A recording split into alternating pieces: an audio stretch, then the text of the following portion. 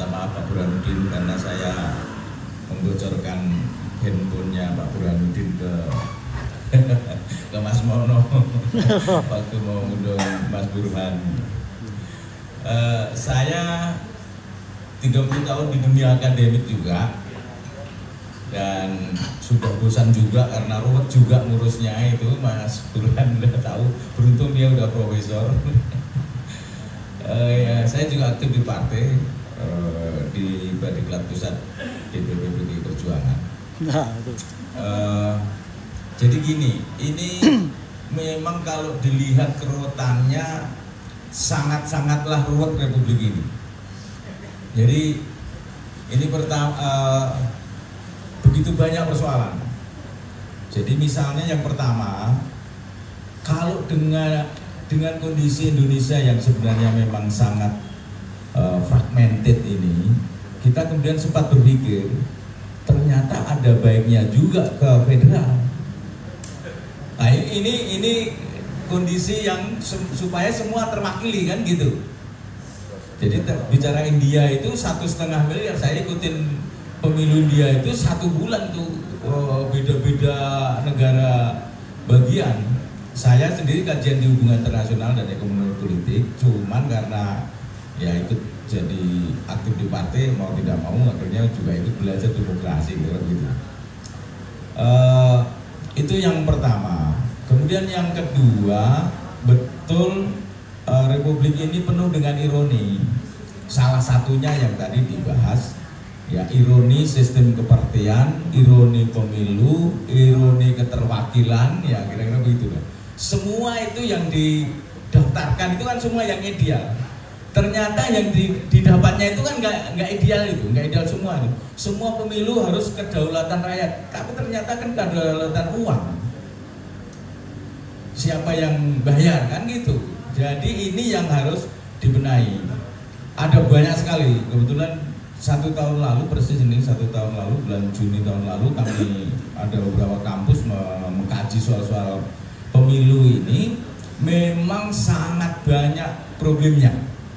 Nah, saran saya kayaknya memang lebih karena ini negara demokrasi, tadi sudah disebutkan, tidak mungkin tanpa partai. Jadi kita bisa dimulai dengan sistem partai dan sistem pemilu. Nah, sistem pemilu itu kalau usul saya sudah sering berdebat di banyak tempat.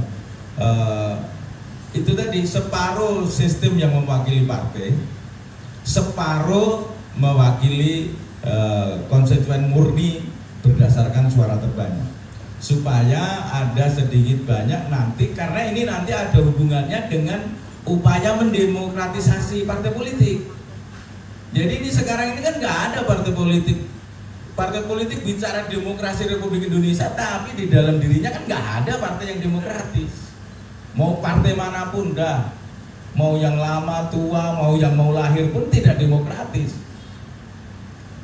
Nah, ini yang harus dimulai ditata. Lah, aturannya ini ada di parlemen dan pemerintah, yang juga lahirnya orang-orang ini kan tidak demokratis, hanya bisa dipaksa. Nah, ini ada baiknya terus digaungkan di publik untuk memaksa itu. Karena kalau enggak, ini enggak akan pernah putus.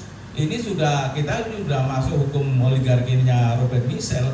Ya, partai hanya akan diurus atau ya mewakili kepentingan segelintir atau sekelompok orang. Itu sudah tahun 1929 ditulis, 1930 bukunya Robert Michel.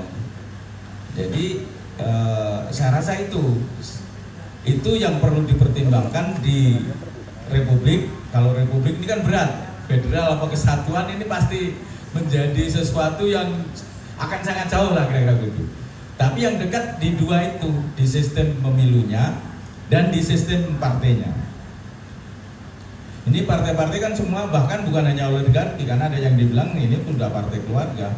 Bukan hanya partai keluarga, ini partai perorangan.